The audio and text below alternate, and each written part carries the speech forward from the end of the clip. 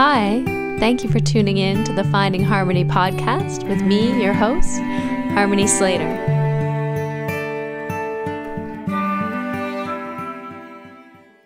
Hello, and welcome to this very special Christmas Eve episode of the Finding Harmony podcast. I'm just so happy you're here joining us today.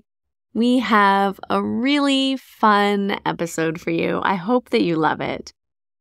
You know, Christmas is a time that's filled with joy and love and togetherness, but let's face it, it can also be a very challenging time. And I know I've had some Christmases where I've been in the holiday spirit and felt really high and excited. And then there's been other Christmases where I've felt a little bit bah humbuggy and just wanted to not participate and just curl up in a blanket and read my book and be left alone. So I know that it can be a time of great joy and love and excitement. And if you're not feeling it, that's totally good too. I hope that you're able to just embrace wherever you're at and really treat yourself right. Give yourself this time for whatever you need, whatever feels like the perfect holiday experience for you, whether it's with loved ones or by yourself.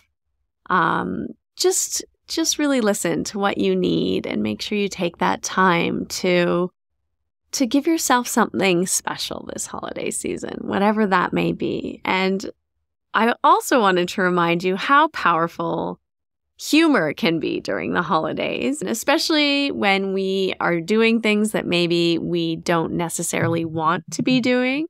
And that using humor and not taking ourselves too seriously, especially when in family situations, can help us to shift the dynamic of difficult things or difficult topics when they come up, and keep tensions at a low and help us to navigate whatever we're facing. So hopefully this episode will give you a good laugh and will continue to uplift you during this holiday season and help you feel inspired and know that you're not alone, and will hopefully help you also embrace the true spirit of Christmas, love and togetherness and peace and joy, and also I feel connecting to your own spiritual center, whatever that higher self, that higher wisdom is for you. Taking this time to connect to it is really, really important.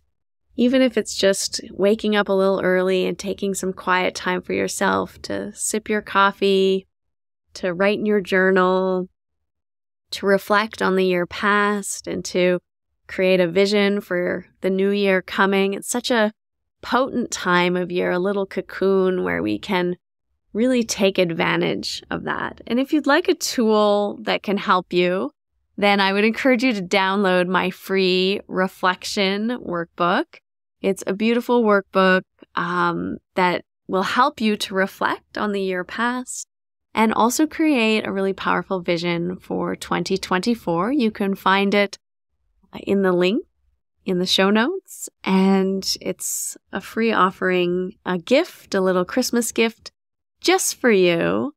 I hope that you love it. I think it's a really special process. It's something that I do myself, that I love to do at this time of year, specifically the time in between Christmas and New Year, to help me just celebrate everything that's happened, to really acknowledge and take that time to celebrate and then also look forward and not just plan and goal set, but really reassess what I want, what my vision is, connect to some of those big values like creativity or connection or purpose, and then align my path with where I want to be. And I still have a few spots left in my More Than Asana mentorship.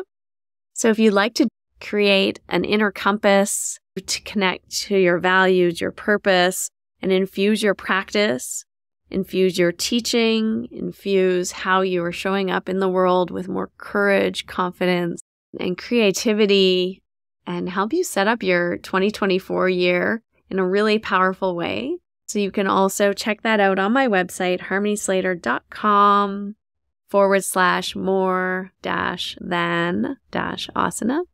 You can also find the link in the show notes. So without further ado, let's just jump right in to this fun, hilarious holiday special podcast. Hi, and welcome to the Finding Harmony podcast, and Merry Christmas.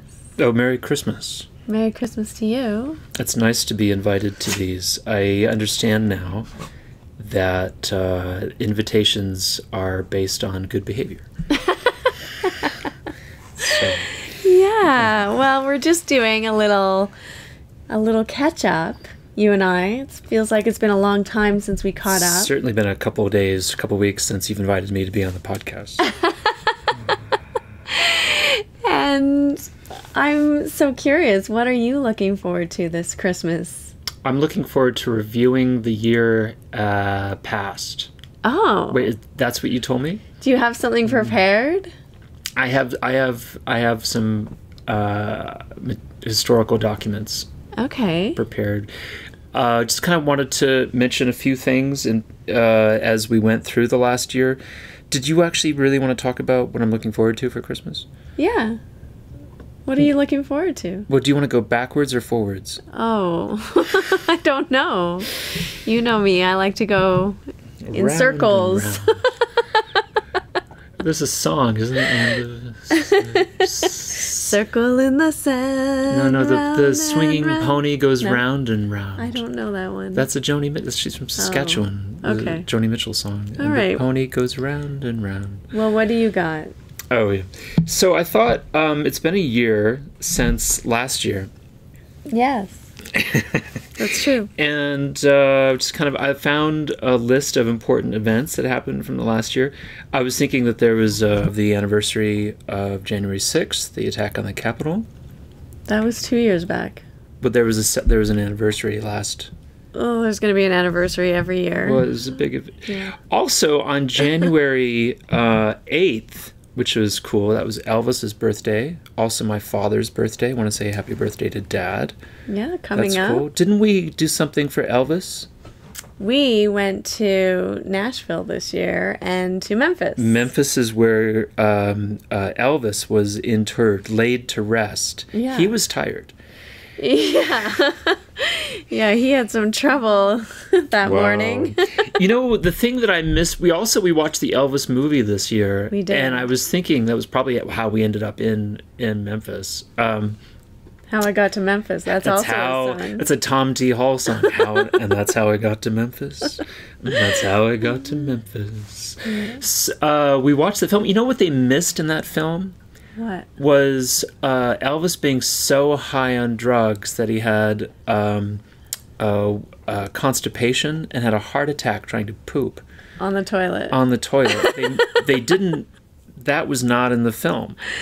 No. We only discovered that on site. Yes, and spoiler alert. He dies on the toilet.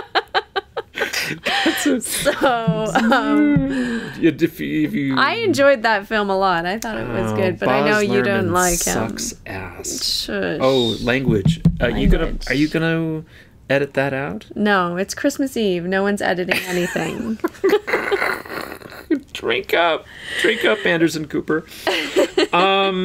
Also, what happened on January 8th, the supporters of Bolsonaro stormed the capital of the Brazilian National Congress because Lula da Silva, who became president, and everybody we're going to have our own January 6th in Brazil. Do you remember that? Do you remember the people attacking Brazil? And there was I don't remember that, no. I'm sorry, Brazil. Many of our listeners at home will remember that. I'm sorry. I don't remember that. What were you doing? Can we maybe keep our reflections on non-political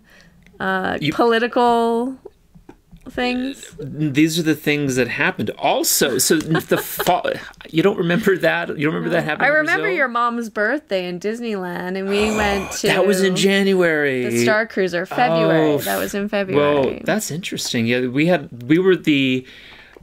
Some of the last people we were a few to of the last people. some of the first and last people to enter and leave That the Star Cruiser was at Disney World. fabulous. I understand that it was expensive. Do you want to tell the people at home how much we spent on that?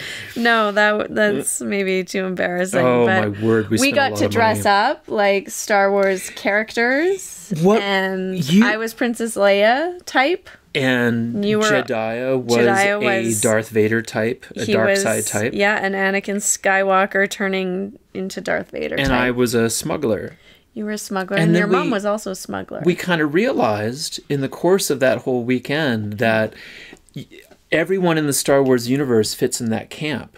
Yes. They're either good side Yes. with Princess Leia and Yeah. the Force, or they're dark side, and they, Yeah. whatever reason they're in that camp, usually they're addicted to power, attracted to Yes, attracted to power. And I think our son is also attracted to power. I think Probably. he's a vulnerable Well, child. he likes to be in control of things. He's I a think he typical 8 in feels- the Enneagram, I believe.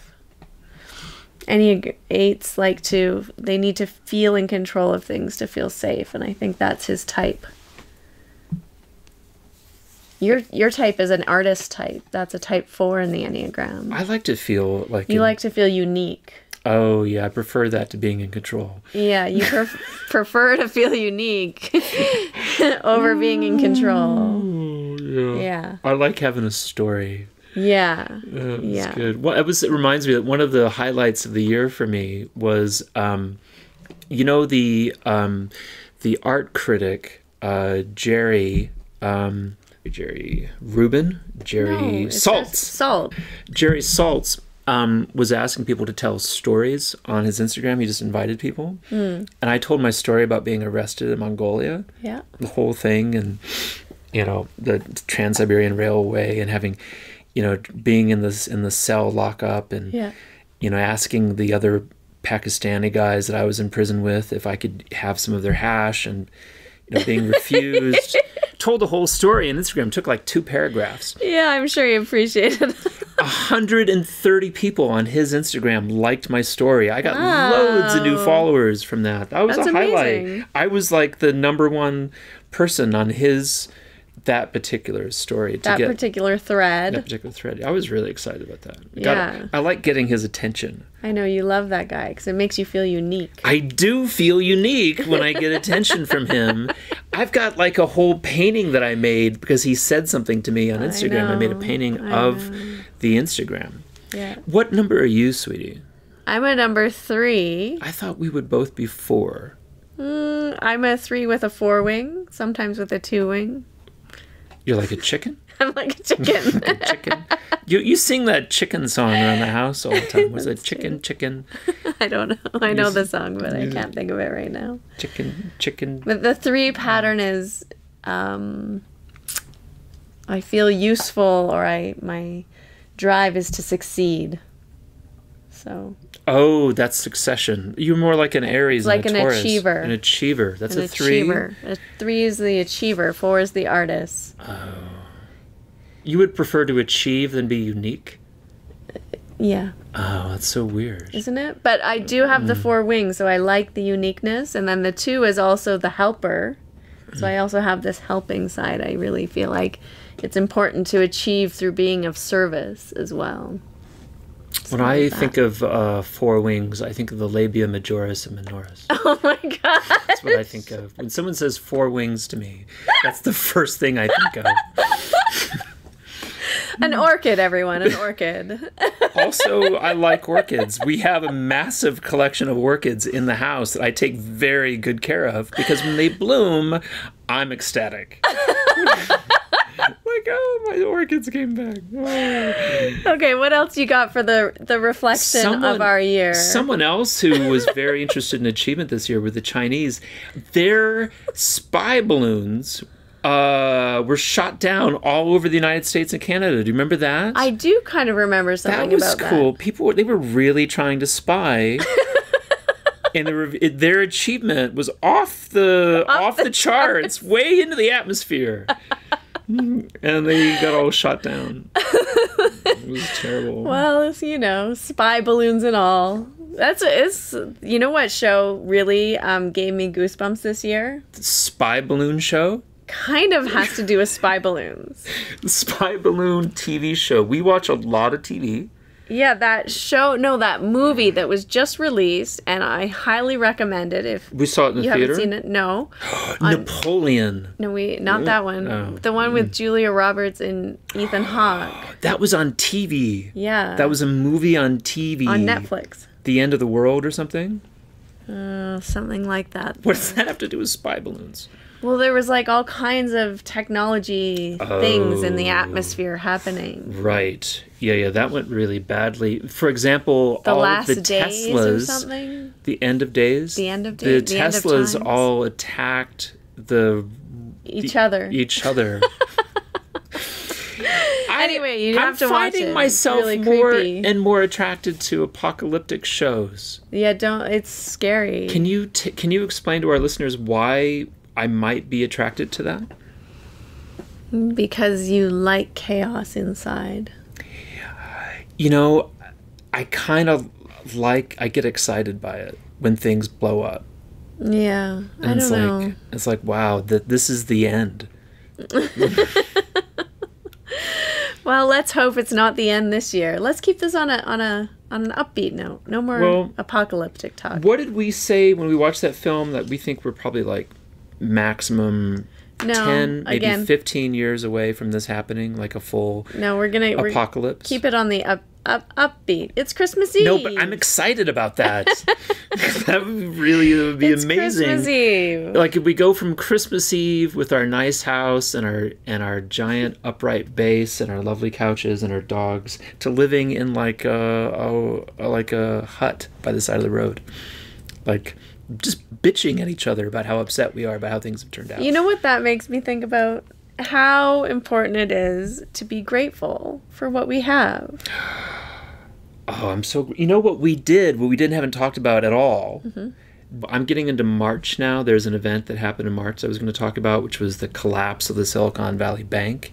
Doom and gloom. Nobody wants to talk about doom and gloom on Christmas Eve. That's the news, sweetie. I don't like the news. I don't watch the news. These I try are the not to events pay of the attention past to year. the news. The things that people pay attention to are always conflict and disaster based. I think that's how they get on the news. Talk about peace and love and happiness. The nice thing that happened to us this year is we got a puppy. We did get a new puppy. That was nice. In March of last year, we were dealing with this dog who was very different from the old dog. Yes, this dog's very cute and sweet. Oh, he's so cute. Not that our other dog isn't cute and sweet, but she's a serious dog. She has hobbies like killing squirrels and stuff. Do you know what she did the other day?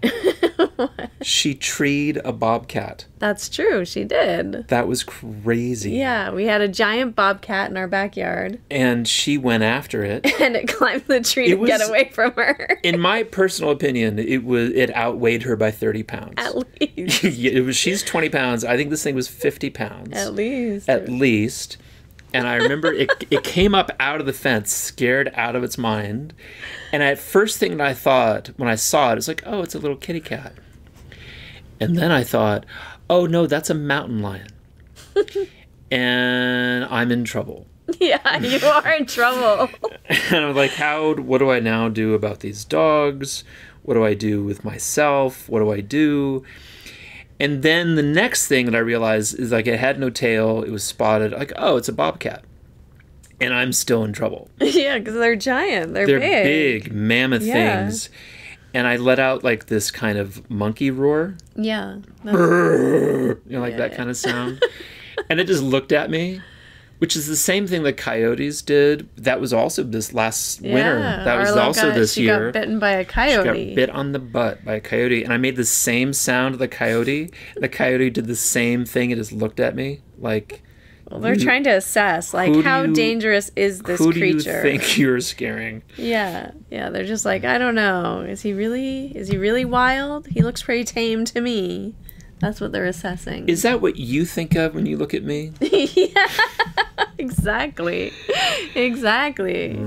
Well, you know what I really loved about last year, too? What's that? I was teaching at the retreat center in Tenerife, Oh, yeah. the Purple Valley Retreat Center, which That's I a am looking Spain forward to going back to this year. Same time, March. This is the Ghost of Christmas Past, though. We're still on. I know, but we went to I went there last year, and it was so beautiful, so meditative, so transformative. It was the first time that I really had felt in a long time, like very peaceful, very serene, very beautiful, just quiet vibrations, beautiful students, incredible food. It was just so refreshing for my spirit, my heart, my soul. It made me fall in love with yoga again and the practice. And so this year I'm going back in 2024 for 2 weeks. Without me again. I'm sorry. To experience this sensation again. Yeah, 1 week wasn't long enough. So this time we're going for 2 weeks. And I'm teaching a mentorship program there for 2 weeks, which I cannot wait. And you don't have to be a yoga teacher to come, but I'm not a yoga teacher. No, not anymore. No, you're going to be teaching with me in January in the Silicon Valley. Oh, speaking of the Silicon Valley collapse, way to do a callback, sweetie. Yeah, we're going to be there at Los Gatos at Breathe Together Yoga, teaching Mysore together and some workshops. And you're going to fall in love with yoga again, too, in January of 2024. That's my prediction. That's your prediction for me? Yeah. Or our listeners who are going to come to the retreat in Tenerife? Well, they could come visit us in Silicon Valley in January, or they could come to Tenerife with me in March, which would also be lovely. Oh. Yeah. Oh, that'd be amazing. Yeah. Yeah, good. Good order. All right, well, moving on. So I wanted to kind of blow your mind a little bit. Guess what thing this year, which seems endemic to our entire experience of the internet and what everyone's talking about, only happened this year? What? The invention or release of the invention of ChatGPT. Right, AI. That was in March, which is 7 months ago. Really? Maybe even 6 months ago, ChatGPT was released to the world. Oh my gosh, I can't believe it's been that long. Only that long, you mean? Well, no, but it doesn't feel like it's been that long in a weird way. I feel like that was not long ago.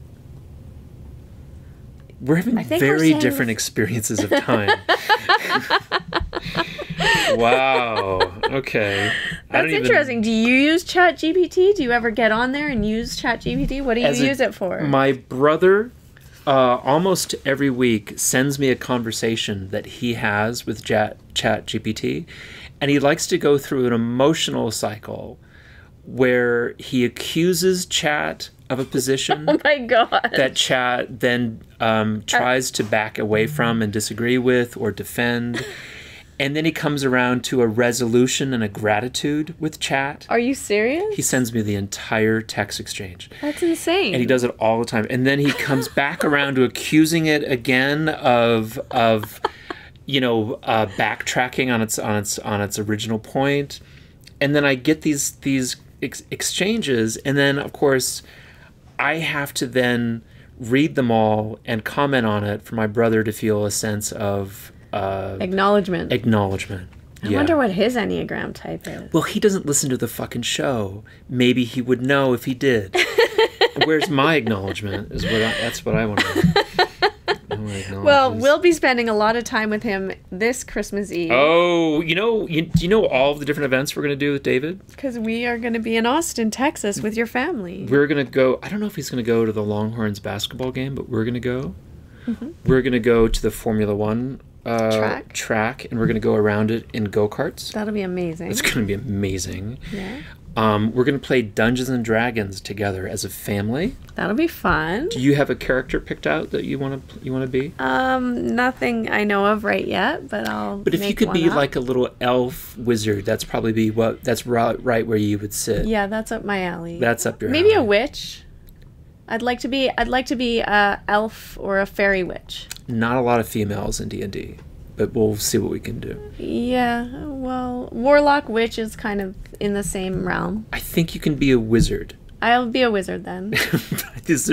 Maybe there's a female... I want to be an elf wizard, though. Is there a female form of wizard? Yeah, a witch. I don't think they have that in D&D, sweetie. Well, we can just make it. It's not... Let's make a new non-binary, non-gendered term for magic people. Halston. the fashion designer. It's a non-binary, non-gendered magic person. Magic person. Magic person. I don't know. I want something more magical. Oh, he's magic.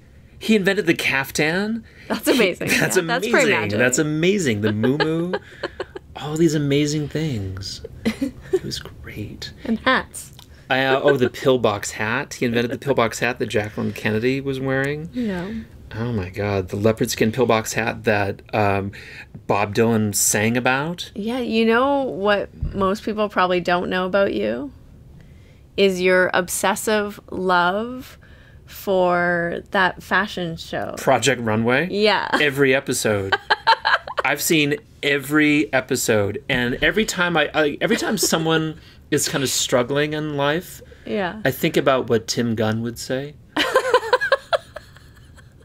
Make it work.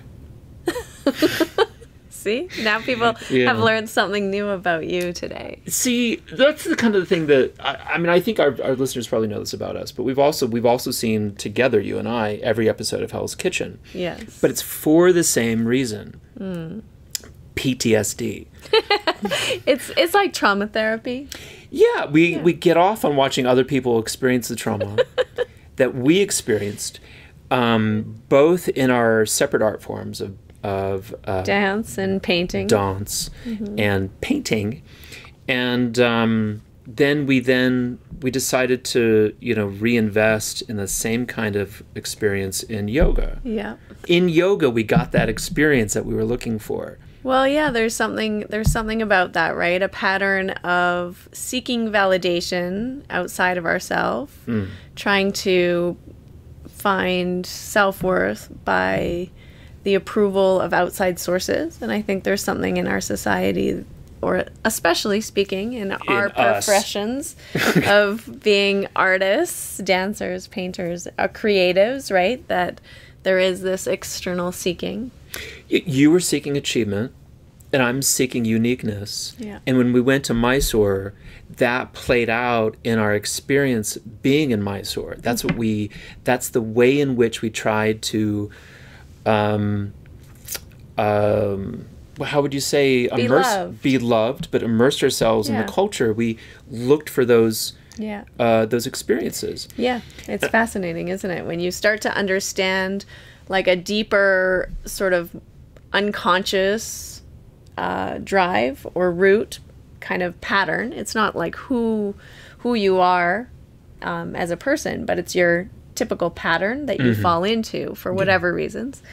And then you become aware of it. Then you start to see how that unconscious drive has been very pervasive through every endeavor or decision or what's you found even interesting, or how you've approached a certain task or job or experience. Yeah. And then you can really like understand, oh, that's what's motivating me, that's what's driving me. And then you can start to look at whether it's healthy or not. Right? Like is always seeking achievement healthy? No, not always, right? Because then you become a workaholic, you burn out, you have all these problems. you get an autoimmune disorder. And then you're forced to relax. And then when you're forced to not achieve, right? Or if you're forced to really go in and look at can I love myself, or am I lovable without achieving? Right? Then you start doing that inner work, or, am I lovable without being unique, without having a story that is special. It's interesting because thinking back on those times, that's 20 years ago now. It's 2023, end of 2023, and we met in 2004. Yeah. And, I remember exactly meeting you the first time. I remember seeing you on the little bench out in the foyer.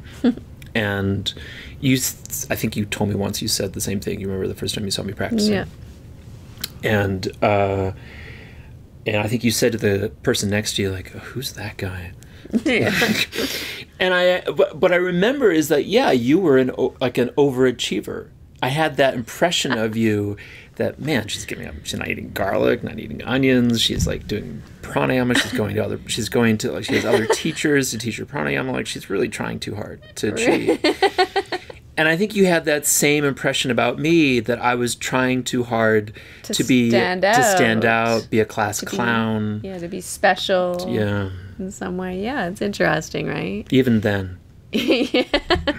Well, you can't you can be aware of your pattern, but it's just like something about your personality. So it's not about fixing yourself necessarily, or it even being a bad thing. It's just that when you have awareness around it, you can then have more conscious choice about how you're behaving in certain situations rather than just falling into that unconscious pattern. Mm-hmm. You can notice, like, oh, am I trying to do this thing that I always do here? Mm-hmm. And then you can be like, okay, maybe that's not the best way to respond in this situation.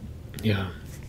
Right? Or you can look at, oh, am I so driven to succeed that I'm neglecting myself or my family or my loved ones? And you can start to maybe look at other things that you value outside of success, say in my case, or achievement, and how do I create more balance, more, how can I look at just enjoying the experience without needing to, be the best or win or have it be something that's, that I'm associating with success, right? How can you just go to a basketball game for the sake of going to a basketball game without, without it needing to lead to any kind of anything? you go there to observe, movement and pattern, and that's helpful. If you just go there to observe. Yeah. Speaking of which, do you remember in late April a mass cult suicide where over 1,000 people were found dead in Kenya? Do you remember that? No. Yeah, that was cool. That wasn't cool. That sounds terrible. I think maybe cool isn't the right word. Yeah. No, I don't remember that at all. That was crazy. Again. Mass cult suicides, not something we want to be a part of. No, not desired experience. But the desire to be unique and to achieve will probably, that's the danger for us, is that we're going to keep ending up in cults and eventually end up in some kind of mass suicide. Because I think we're kind of vulnerable to cultish behavior and cultish seeking behavior, because there's so much recognition to being a kind of a part of it. That's the other thing that we did. We watched 20 episodes of a documentary on Anixium, on the Anixium cult, and we both watched it and said, that kind of looks like a good idea. No, we didn't think it looked like a good idea. It's like, no, but that was Keith Raniere seems like he's making a lot of sense to me. That was an amazing documentary.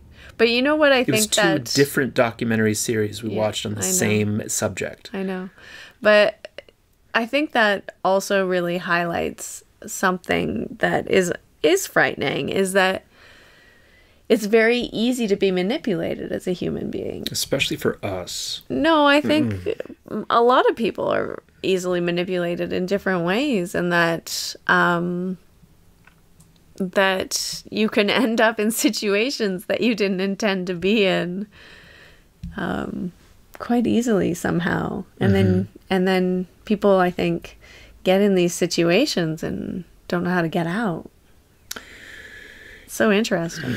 You get out by, the thing that was hardest for me was the feeling that if I got out or ended my marriage, I would lose my job and lose my income. Being financially dependent on a situation is an indicator that you're in a bad situation. Yeah, and I mean, isn't that kind of the definition of a pyramid scheme, though? When you are worried that if you separate from something or someone or a culture or an organization, that your livelihood will then tank. Yeah. Because you have a different belief system or a different priority or a different way of doing something. Yeah. Deviancy. Yeah, it's interesting, something to contemplate into the new year. Oh. You know, the fun thing that happened right around when all those people committed suicide in Kenya was we went to Alanea in Chicago. Oh, yeah. And speaking of spending too much money this year, yeah. I don't know if you want to get into how much that dinner cost. No. But there was value. Yes, that was incredible.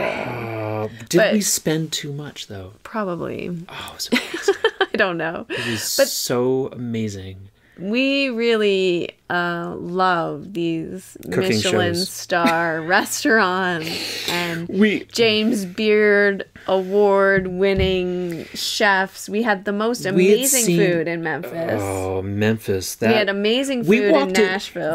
But that meal that we had in Memphis for about $14, which was the Memphis vegan barbecue. Do you remember what it was called? Oh, I don't know. Plant-based heat. I think so. Plant-based heat. I think so, That's what it's called because it was plant-based meat, but it was plant-based heat. Yes, I think. And it was vegan barbecue in Memphis. Yeah, that was amazing. Not very much money, and you wouldn't go there for the decor, but you gotta go there for the food. We had the food was great. The experience that we wanted, which was to feel like we were like just. We had penetrated Memphis and had barbecue without the killing of animals. You know, we don't want that. Well, we wanted to feel like we were a part of the city. Yeah. And that was it for us. You know, we went to Beale Street, we went to the Pyramid, we went to Elvis's, Graceland. Graceland. We discovered that he's from Tupelo, Mississippi, which I didn't know. Is that what the song Tupelo Honey by Van Morrison, is that what that's about? I don't know. Good question. But yeah, that meal was as memorable as Alanea in its own way, and considerably cheaper. Well, isn't that the beautiful thing about experiences, right? That we can have experiences that are a large investment, and we can have experiences that are less of an investment, but really the amount that you're investing doesn't necessarily tell you about the experience you're going to have. And they were both very different experiences, though. Yeah. One was Alanea's basically theater. Yeah. I mean, everything's done in such a theatrical way. It's so... Every meal is a particular story or memory of the chef. Yeah, and it was like, I mean, you're paying for that whole experience, which is from beginning to end. Yeah. And like it's like going to the opera. Symphony or an opera, and it's happening in your mouth. Yes. Instead of a party in your mouth, it's an opera in your mouth. Yeah. Yeah. Whereas the other one was about like feeling, the culture of a place and the vibe of a city, not like escaping. Yeah. Right. One's sort of more fantasy and one's more like grounded and down to earth. So it just depends kind of what you're after. Yeah. At any given time. Sensations in the mouth, I think, is what we were after. Also, we went to a meal in Nashville that was cool. But what I was going to say, that was a James Beard award-winning meal that we went to at Husk, and we went there because we had seen on Chef's Table this kind of notion of getting back to the traditional plants and heritage seeds of an environment. Mm-hmm. And that's a restaurant that celebrates what food you can get within the 50-mile radius. Yeah. And that was a cool experience. And there was, as I remember, there was one particular item on that menu that blew our minds. Was it like an Indian dish, like a turmeric dish, a curry? Yeah, is that what it was? I forget, but it was very good. Oh, it blew our minds. Yeah. What else? But later on that night, this is really what I was going to, is we went to go see Nathaniel Rateliff at the Ryman Auditorium, And was surprised by Kevin Morby as well. Oh, Kevin Morby was amazing. He was super fun and cool. Did you know him already? No. Kevin Morby? Oh, I think I'd heard some of his music before, but he was fantastic. Yeah. And then Nathaniel Rateliff came on, and that album is playing in our car right now. We get into the car, we put that album on. It was church music. When we're sitting the Ryman Theater. Sitting in pews, just like white people. And like this is on a Sunday. This is how white people, like to, have experiences, is sitting in a pew at church.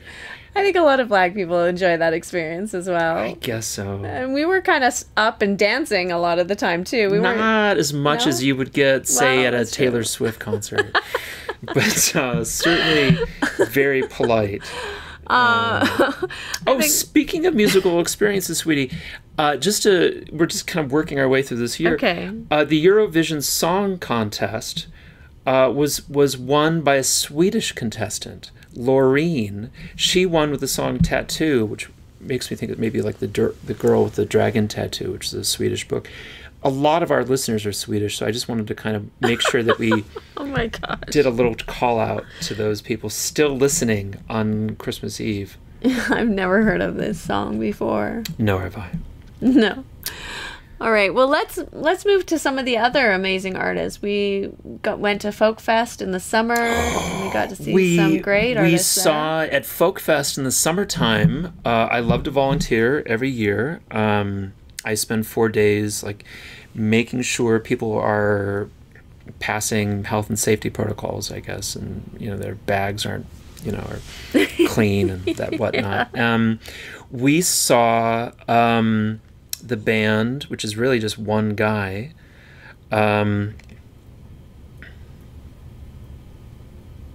California Stars. Wilco. We saw Wilco, which is really just one guy and a guitar. We thought it would be a whole band.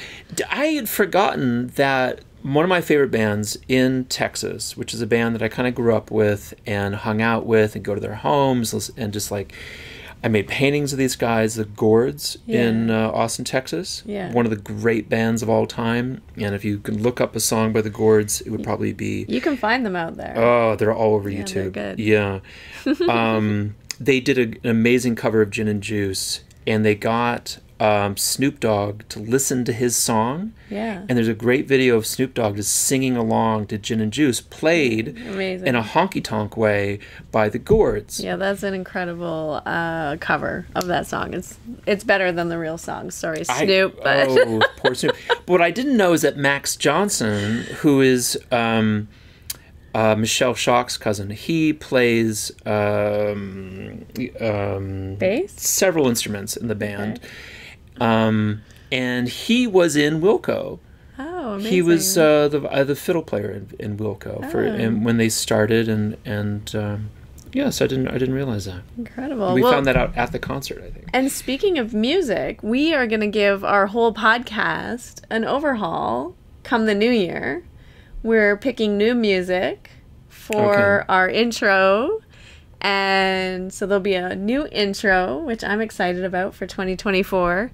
And we're also going to change our release date. Instead of from Sunday, we're going to change it to Tuesday. Why are we going to do that? Well, honestly... Because people like to do their yoga practice Sunday morning to the show. Yeah, but I also like to have my weekends. And you're telling me that I work too much. And so when we release the podcast on Sunday, I have to work all weekend to get it done. And so now we're going to release it on Tuesday, because Tuesday is Hanuman's Day. Oh, is it? Yeah. And didn't know that. Yeah. And Mars. We hired a podcast editor, which is cool. That's 200 episodes in. Now we have a podcast editor. Yeah. That's amazing. Yeah, and they're going to edit out all of my jokes. Yeah, Bree at Awkward Sage. That's cool. Who I adore, and she's amazing. And thank God for her, because... Yes. Now you have your weekends free. Well, yeah, hopefully. Maybe. More so. If you could stop teaching my mom yoga... then you'd have your weekends free. No, I love teaching your mom yoga. It's funny the way you two like each other so much.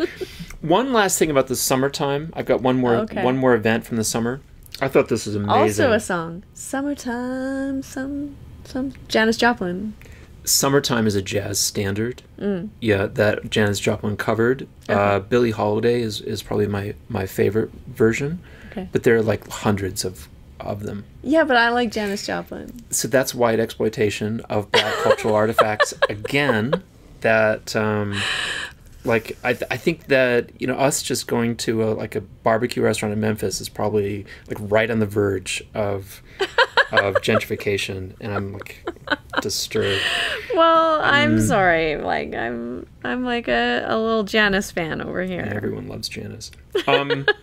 I prefer for example, I prefer the Willie Nelson version of Me and Bobby McGee. But like, you know, that's it. One thing that I thought was really cool is in the summertime, New York City, because of the wildfires from Canada, declared the worst air quality out of any city in the world. And I remember, don't you remember watching that story and thinking like, that's just a typical summer day in Calgary? Yeah, we had some pretty bad air quality up here, like that's too. a normal thing for us. But like once the big city gets bad air quality, now it's like on CNN. Yeah. Thank you very much. I remember that. Yeah, man. That news item I do remember. Like, come on. Oh, here's another thing that happened in the summertime. The Barbenheimer. Or the Barbieheimer. Oh. No, the Barbenheimer. No, wasn't it? Barbieheimer. No. Barbie and Oppenheimer released the same day. Barbenheimer? Barbieheimer. I think Barbieheimer works better. Barbenheimer. Barbie was awesome. I would go again right now. Yeah, and we still have to watch Oppenheimer. Oh. We didn't get there. Yeah. If any of our listeners at home want to tell us what Give they us a thought review of Oppenheimer, you can leave it in the show notes or on our Instagram, Finding Harmony Podcast. Please share what you thought of Oppenheimer and why we should watch. Maybe it's the Robert Downey Jr. angle. He's in that movie. Ooh. And he's up for an Oscar this year. Oh, I love Robert Downey Jr. So we should think about maybe seeing it for him. Yeah. Also, I am the destroyer of worlds. All things are contained in me. All things are me. That line is Oppenheimer talking about the nuclear bomb. It seems like there's a yoga angle for us. We could see the film, do a review on the show, because we're always sort of hungry for content on this show. That's an incredible quote. Yeah. It is, yeah. Yeah. All right, well... Do you remember when Russia invaded itself? When the Prigozhin invaded Moscow, and everybody in Moscow was like, yeah, I guess we're being invaded now? No, I don't remember that either. You don't remember the Wagner Group? Nope. Wagner Group leader Yevgeny Prigozhin? Nope. And then he was then assassinated by Putin for doing that? No recollection. Sorry, Russia. Very good. All right, let's get into October then. Fucking hell. Moving right along. Rupert Murdoch retired. Oh.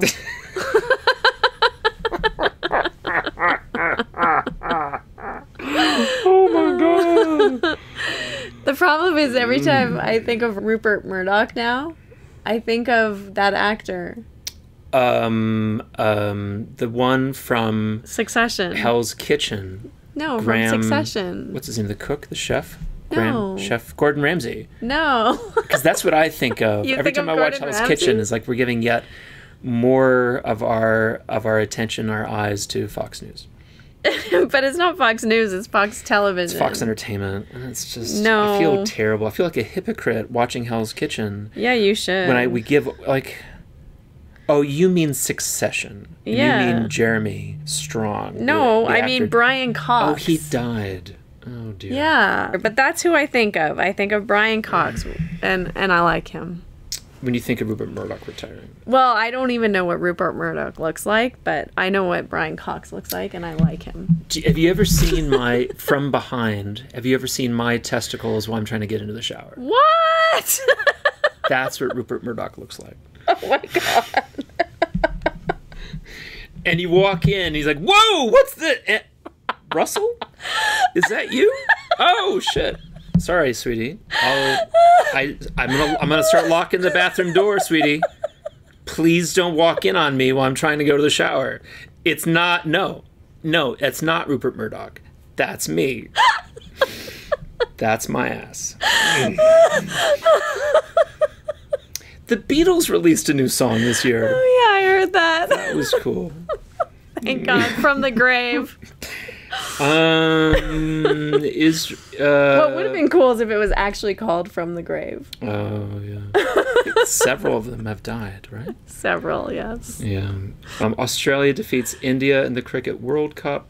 And that's basically the whole year, babe. Oh, both of my teams, the New Orleans Saints and the Golden State Warriors, 2023 was the year they died. No. They are done. You can stick a fork in their butt and turn them over. They are done. It will be another 5 years before you'll be hearing from those teams again. Let's not end on a downer, on a Debbie Downer note. This is the wintertime. All things die. All things die. That's a song. All things die. All things die. Sufjan Stevens. Yeah, that's a song by Sufjan Stevens. That's not what it's called, though. But all things die. No, it's not called that. It's All Things Go. All things go. It's the same. It means the same thing. I know. That's a and beautiful it's a happy, song. We should put that. Can we get the rights to that? No. Get the rights to that? We can't play that? No, I doubt it. We can't play that on Probably not, but maybe we could just sing it or hum it along. All right.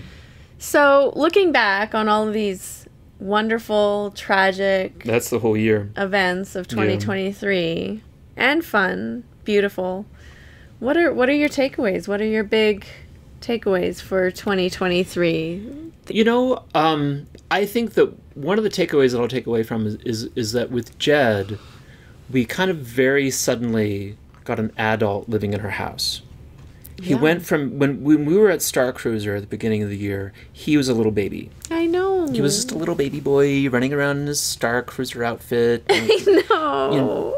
But like if he came back to that right now, he would be he'd be the tallest kid there. He'd be the only one. He'd be the only one shaving. He needs to shave badly. And, you know, he'd be like scoring chicks. He wouldn't be like trying to cozy up to the dark side the way that he was last year. I know. He'd be like looking for girls.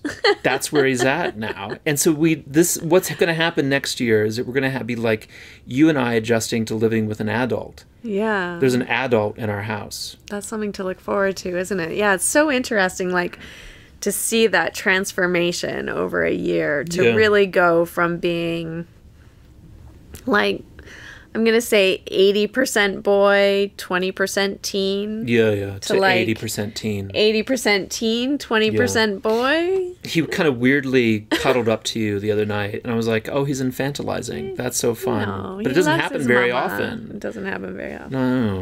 No. But he's sweet. He's really, really sweet. Yeah, which I'm grateful for. Last night we went to his performance, which was extraordinary. On the half orchestra performance, end of the year orchestra performance, and he's so confident, he's comfortable up there, playing the bass. Yeah. And we went. He decided to wear my trench coat to the event because he thought he'd look cool. He had a whole look. And so he's all black with his like tan trench coat. Yeah. And he kind of knew what he was doing. Like, I want to look cool for this. Yeah. And as we were walking down the hallway behind him, every girl in the school, like, nearly broke their necks doing a double take. Oh, like, is that Jed? And like, oh, it's Jed. It's Jediah. They don't call him Jed, probably. I don't know what they call him in their little diary journals. Dear diary. Jay. Please let me be alone with Jay. Just once in the coming year. Oh my gosh. Please. Okay. I mean, he's getting phone calls from his cousins about girls that see him on Instagram that want to make out with him. Yeah. And he just turns them down. He's not interested. Nutballs. He's getting enough. He's too busy. All right, so let's wrap this up. We're putting a bow on it. What are you most grateful for 2023? Well, I'm grateful that we have I said this to my mom the other day. I'm so grateful that this is going to sound a little bit funny, but I'm so grateful that I can take you for granted. I take you for granted in that you and I have, stuff that we work on. We communicate about stuff. We have things that irritate each other. But most of the time we're just like hanging out, making each other giggle. We're cooking, watching our cooking shows. We walk these fucking dogs every day. But like, there's no like we're not going to like start going to couples counseling. Like we could, I guess, but there's nothing wrong with couples counseling. No, there's nothing wrong with couples counseling. But if you're in couples counseling, it's a bad sign. No.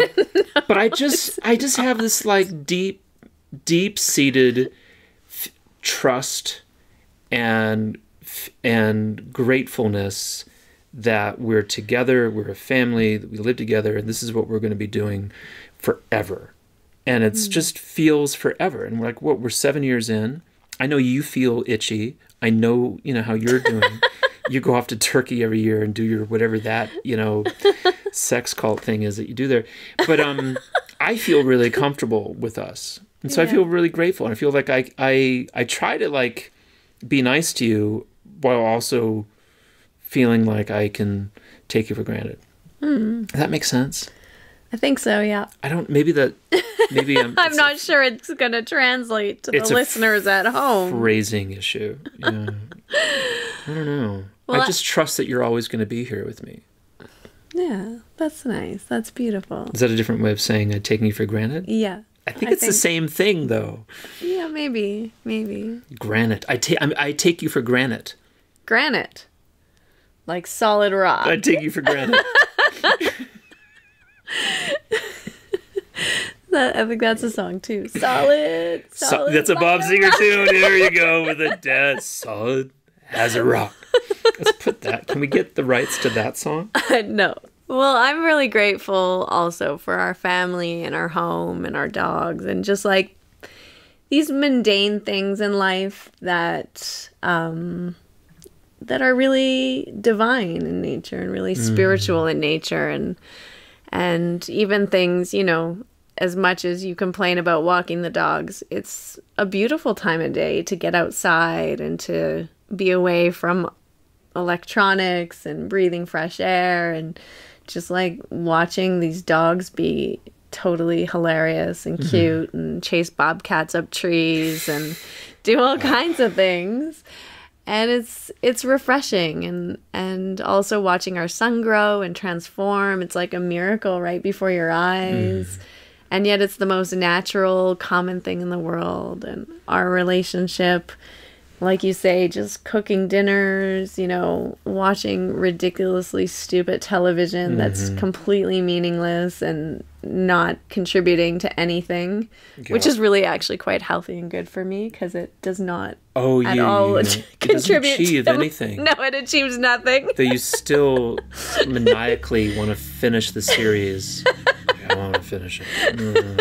We don't need to achieve this. But it's like just healing when you can tap into the sacred within the mundane. I think it stops this propulsion or maybe this constant craving in a way. Propensity? Yeah. I don't know. There's some P word that is. It helps to really ground you in the present moment and just really find that sense of contentment, maybe that sense of santosha, which is really a deep satisfaction with life as it is.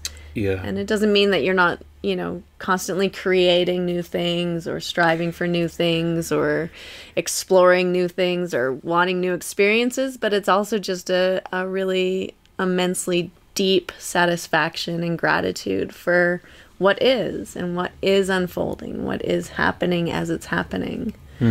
And I think that's what I'm most grateful for this year. I mean, every year, but I'm aware of it this year, so that's going to be my gratitude.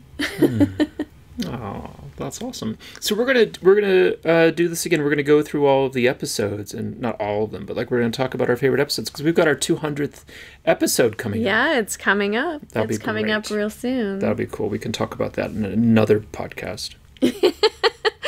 Well, Also, I just need to asterisk footnote. Thank you to Tim Allen for the ball sack joke. I borrowed that. That's gotta get credit.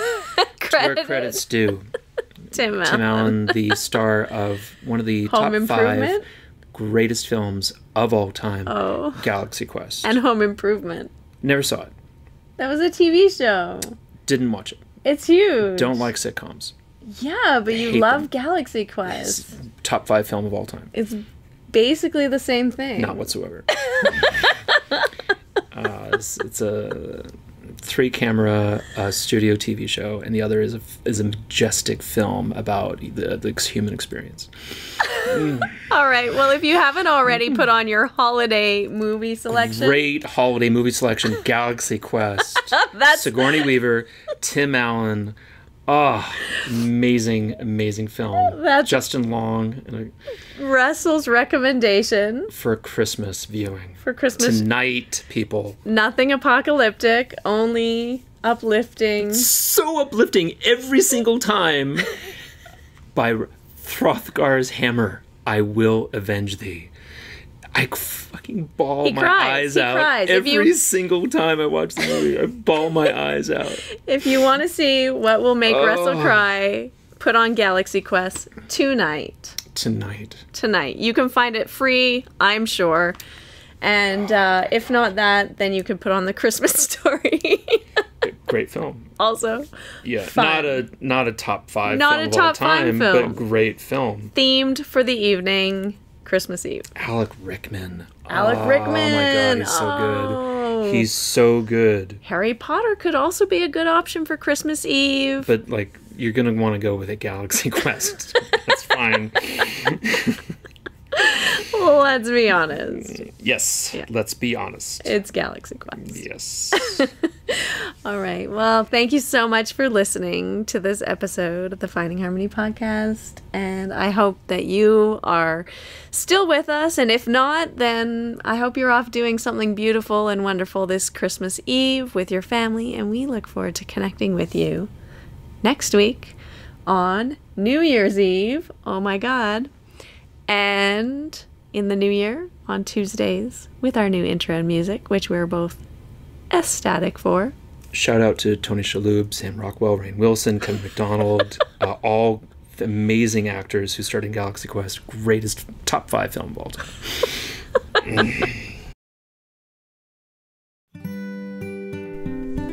Thanks for listening to this episode of Finding Harmony. With me, your host, Harmony Slater. You can find out more information on my website, harmonyslater.com. And I look forward to connecting with you again soon.